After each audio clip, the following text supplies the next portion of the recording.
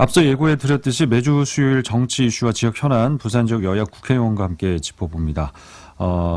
앞서 부산 시민들의 얘기도 한번 여쭤보도록 하겠습니다. 국민의힘 박수영 의원부터 전화 연결돼 있습니다. 안녕하십니까?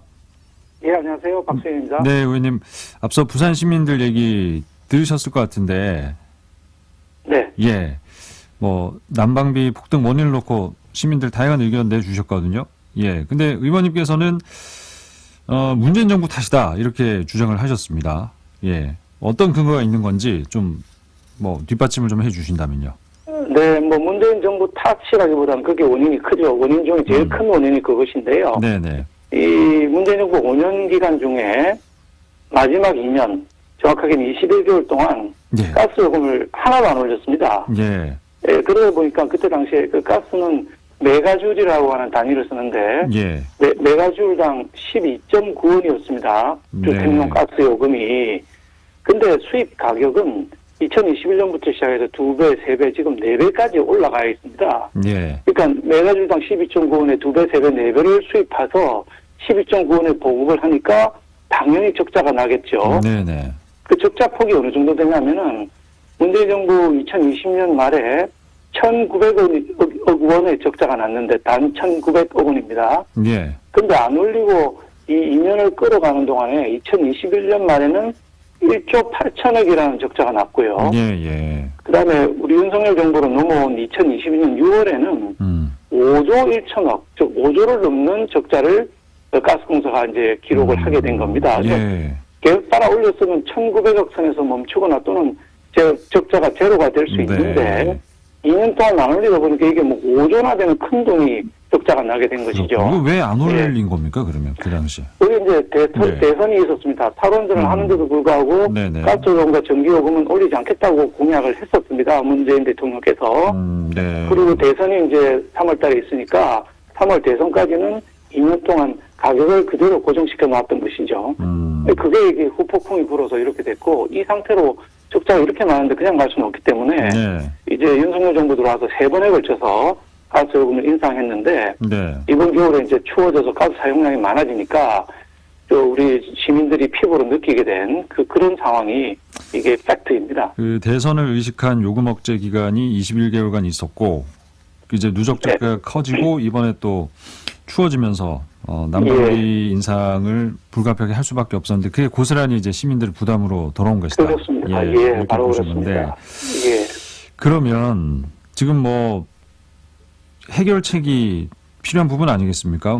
탓만하고 있을 수는 없는 거니까. 네네. 탓만하고 있는 건 아니고 원인이 그렇다는 얘기죠. 그러면 그 해결책은 어떤 걸 가지고 있는지 국민의힘 입장에서는 그걸 좀 들어보고 싶거든요. 그렇습니다. 그래서 일단 모든 국민을 다 도와드리면 좋겠지만 그래가지고는 돈이 너무 많이 들게 되거든요. 네. 10조 드는 돈을 부담할 수는 없기 때문에 어려우신 분들, 에너지 바우처를 대상인 분들이 아주 저소득층이 있습니다. 그분들 플러스 이제 기초수급권자들 플러스 그 바로 위에 차상위 계층이라고 있거든요. 그래서 하위 약 200만 가구에 대해서는 최대 59만 2천 원까지 정부가 지원을 하기로 했습니다. 어제 대통령께서 이제 예비비 지출안을 승인을 하셨고요. 그래서 일단 바우처 대상자, 기초수급권자, 차상위 계층까지는 지원을 하고 대통령께서는 그 다음은 이제 중산층으로 들어가게 되는데 중산층의 지원도 한번 검토를 해봐라 이렇게 말씀하셨습니다. 그래서 지금 정부에서 검토를 하고 있는 중입니다만은 그러면 이거는 굉장히 너무 많이 듭니다. 하위 200만 가구 정부 지원 이건 언제부터 그러면 적용이 가능한 겁니까? 그건 바로 지난달 거부터 소급해서 지급하기로 했으니까. 소급해서요. 다음 달부터는 지원이 이제 행정적인 절차가 필요하고 구청을 통해서 나가야 되니까 이제 시간은 좀 필요하겠습니다만은 지원이 되게 돼 있습니다. 뉴스를 보니까 1월분 난방비는 더 오를 수 있다 이런 얘기가 또 나오던데. 1월분 난방비 자체를 올리는 건 아니고요. 그 사용량이 많아지니까 추워서 늘어나니까 부담은 더 커지게 되는 이런 상황이고.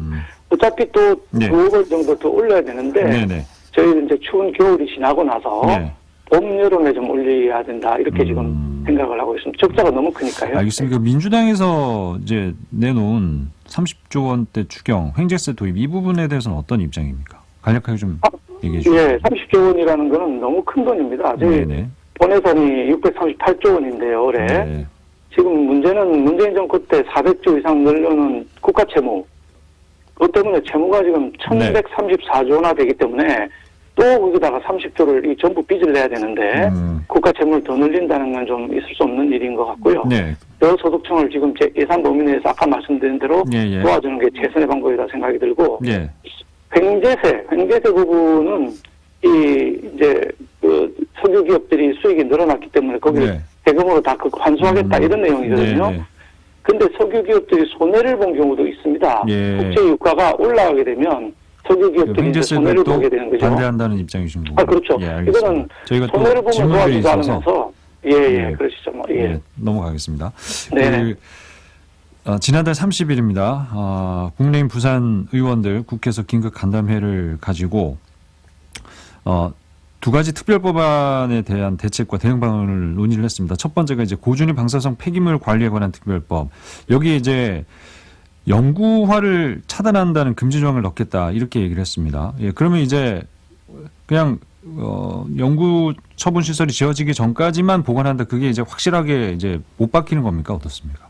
그건 뭐 원래 넣지 않아도 이게 저장 시설이 세 종류가 있는데요. 습식 저장 시설에 넣어서 열을 식혀야 됩니다. 폐연료봉을. 그 다음에 건식 시설로 옮겼다가 마지막으로 연구 처분 시설이라는 데로 가게 됩니다. 근데 연구 처분 시설이라는 거는 지하 500m에 건설하는 그렇죠. 이제 뭐 봉으로 싸고 다시 콘크리트 싸고 하는 방식이라 이걸 빨리 만들어야 우리 고리원전의 임시 저장 시설이 연구화 안 되는 것이죠.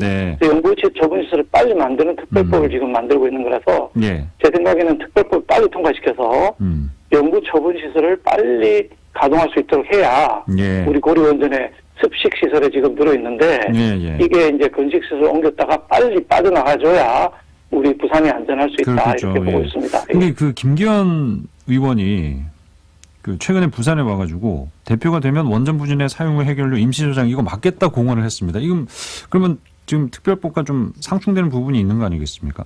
임시 저장 자체는 지금 막을 수가 없고 지금 현행법으로도 가능한 거고요. 임시 저장 시설의 연구화를 막겠다 이런 맥락으로 이해하셔야 될 것이고요. 임시 저장 시설은 지금 이 특별법을 만들지 않더라도 원자력 안전법에 의해서 이미 만들 수 있도록 되어 있기 때문에 울성에는 이미 지어진 거거든요. 그래서 이거를 막을 수는 없고 다만 이게 연구화되지 않도록 빨리 연구 처분 시설을 짓는 것만이 좀 해답인 상황이 되어 있습니다. 자, 그리고 또 하나의 특별법, TK 신공항 특별법 관련해서도 논의가 있었다고 하던데, 지금 그 TK 지역이 이제 TK 신공항을 위해서 움직이는 거에 비해서 부산 정치권은 좀 움직임이 둔하다 이런 비판 많이 받고 있거든요. 이건 독도 문제랑 비슷하다고 생각합니다. 독도는 우리 땅을 우리가 실효적으로 지배하고 있는데 그걸 자꾸 분쟁 지역으로 만들면 안 되는 것이거든요. 이게 지금 지난 30일 날 민주당 부산시당 대변인이 TK하고 PK 싸움을 붙이고 있어요. 그게 일부 언론이 편성해서 자꾸 이렇게 싸움을 붙이는데 우리 그 가덕신공항은 이미 사타 여타를 지나가지고 기본계획 수립 단계에 있고 대구 TK 신공항은 아직 사타가 진행 중인 상태이기 때문에 갈 길이 먼 상황이고요. 이게 이제 안에 법안 내용에 중추공항을 한다든지 뭐 최대 중량 항공기가 내릴 수 있도록 한다든지 하는 내용들이 들어있는데 이건 국토부가 생각하고 있는 항공 기본 계획에 맞지 않기 때문에 사타에서 걸러질 가능성이 매우 높습니다. 그래서 이건 지금 사타에서 국토부를 통해서 걸러는 게 최선의 방법이지 이게 PK, TK가 싸움하듯이 자꾸 쟁점화시키는 거는 국토를 실효적으로 지배하는 우리가 쟁점화시키는 우를 범하는 것과 똑같은 문제가 되고 있습니다. 뭐 가덕신공항 공법 논란도 있고 이게 좀 지지부진한 모습이 나오니까 거기에 대한 우려의 목소리가 계속 나오는 것 같은데 그렇다 하더라도 그 뭐 조기 개항에는 뭐 조기 조성에는 문제가 없다 이런 입장이신 건가요? 가덕신공항은 공법을 포함해서 지금 기본계획을 수립하고 있는데 기본계획 단계가 제일 중요하거든요. 여기서 방향을 잘 잡아야 시간을 단축할 수 있는 것입니다. 지금 조용한 것처럼 보이는 이유는 기본계획이 진행 중이라서 그런 것이고 이게 나오게 되면 그다음부터는 저희가 다 달라붙어서 신속하게 건립을 해서 엑스포에 도움되도록 해줘야죠. 알겠습니다. 의원님 오늘 말씀 여기까지 듣겠습니다. 고맙습니다. 감사합니다. 지금까지 국민의힘 박수영 의원이었습니다.